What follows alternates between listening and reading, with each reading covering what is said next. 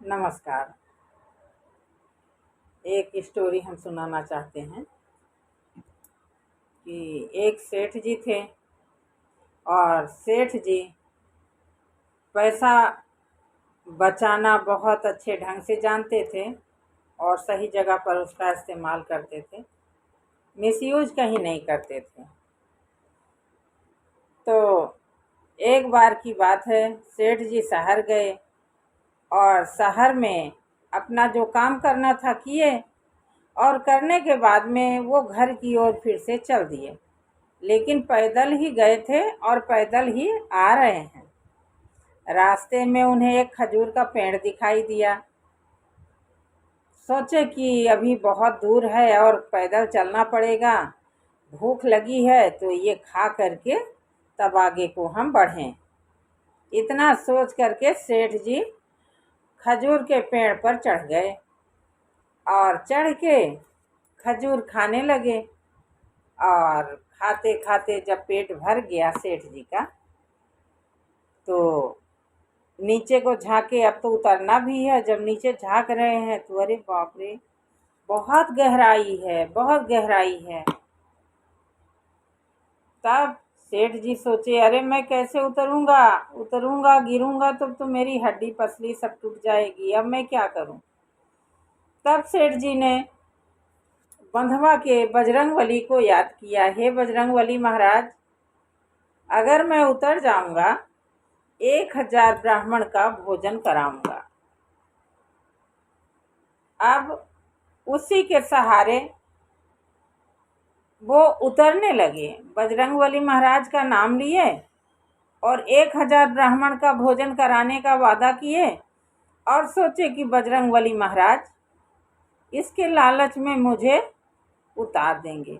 लेकिन वो तो भगवान है, वो तो सबकी रक्षा करने वाले हैं, किसी चीज़ की लालच नहीं है। लेकिन यही विश्वास से सेठ जी उतर रहे हैं। आधी रास्ता आए तो उनके ब्राह्मण भी आधे हो गए, 500 1000 से 500 हो गए। पहले 1000 ब्राह्मणों का भोजन कराने का वादा किए थे और आधी रास्ते आए तो 500 ब्राह्मण का भोजन पर आ गए। थोड़ा और नीचे आ गए, उतर रहे हैं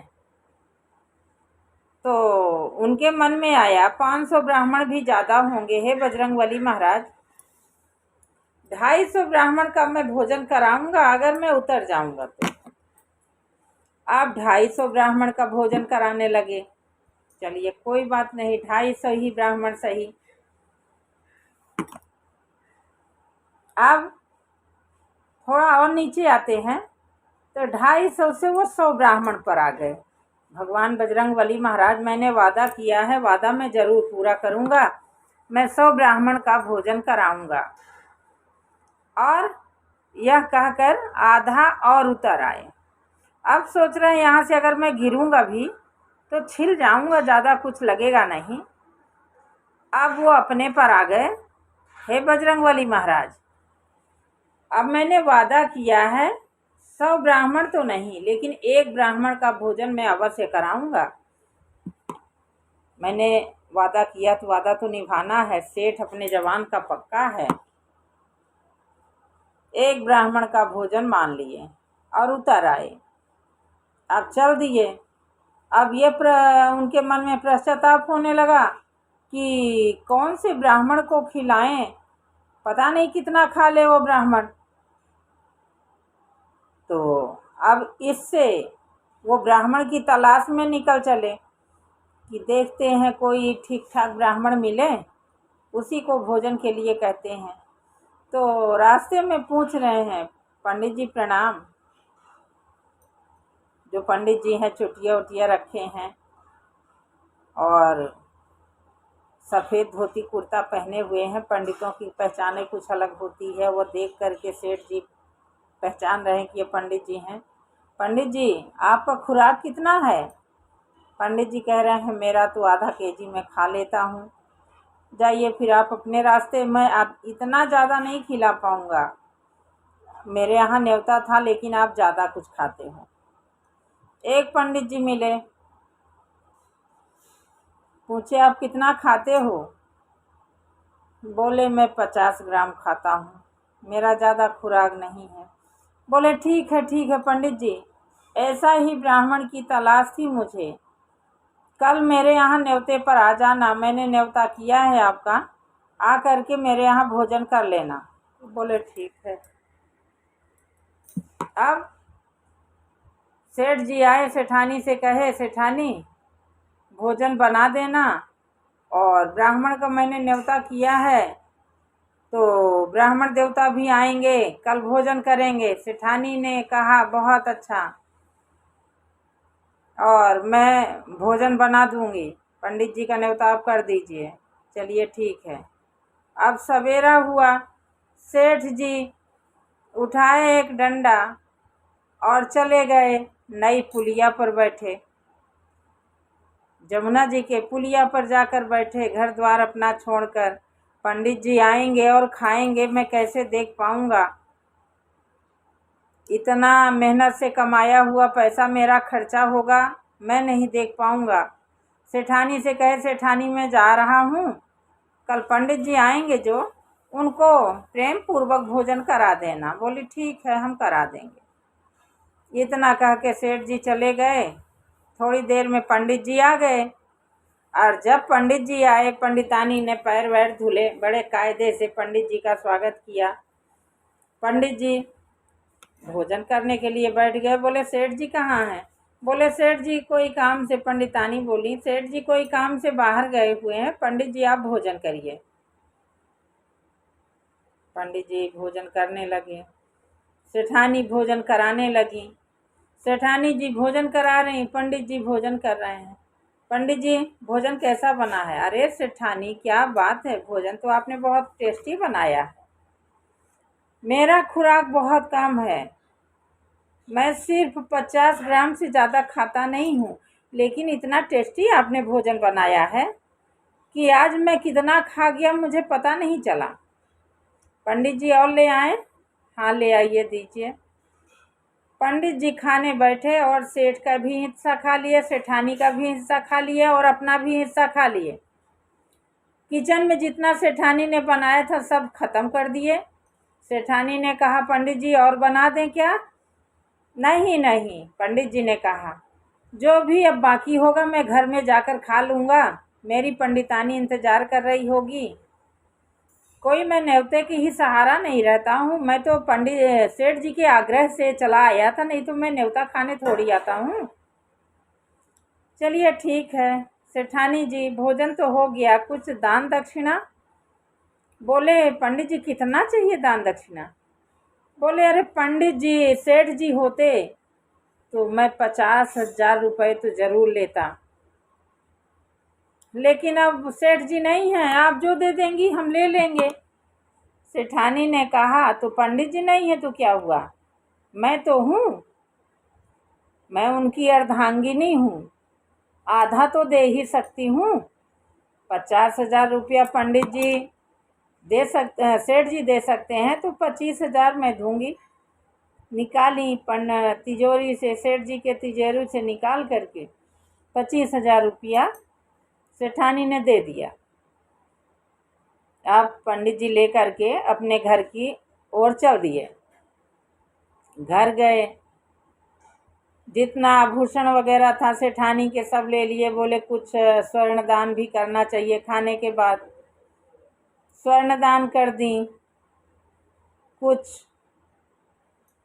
पैसे दे दिए, कुछ भोजन कर लिए। अब एकदम तृप्त होके पंडित जी अपने घर को गए। सेठ जी आए, सेठानी जी निकालो भोजन, बहुत भूख लगी है। पंडित जी गए खा के? हाँ हाँ सेठ जी। पंडित जी गए खा के। बहुत अच्छा पंडित जी आपने ढूंढा था। अच्छा पंडित जी अच्छे, ज़्यादा खाए तो नहीं? नहीं सेठ जी ज़्यादा तो नहीं खाए, लेकिन भोजन इतना टेस्टी था कि जो हमने बनाया था सब खा लिए। और कहे मैं थोड़ा ही खाता हूँ, लेकिन आज आपने बहुत अच्छा भोजन बनाया। सेठ जी मैंने अच्छा भोजन बनाया था। सेठानी तो फूले नहीं समा रही हैं पंडित जी के तारीफ से, लेकिन सेठ जी का तो पूरा शरीर ही सूख गया। अब उसके बाद सेठ जी ने कहा, और तो कुछ नहीं दिया? अरे सेठ जी और क्या देते, भोजन के बाद कह रहे थे कि सेठ जी होते तो 51,000 रुपया मैं जरूर लेता दक्षिणा में, लेकिन आप नहीं थे। आपकी अर्धांगिनी होने के नाते मैंने 25,000 रुपया दे दिया है। अरे बाप रे बाप, मैंने इतना मेहनत से कमाया था, तुमने पंडित जी को 25,000 रुपया दे दिया? हाँ, 25,000 रुपया दे दिया। और सुनिए तो कुछ आभूषण भी दिया। भोजन के बाद बोले कुछ स्वर्ण दान भी किया जाता है, तो मैंने कुछ आभूषण भी दे दिए हैं।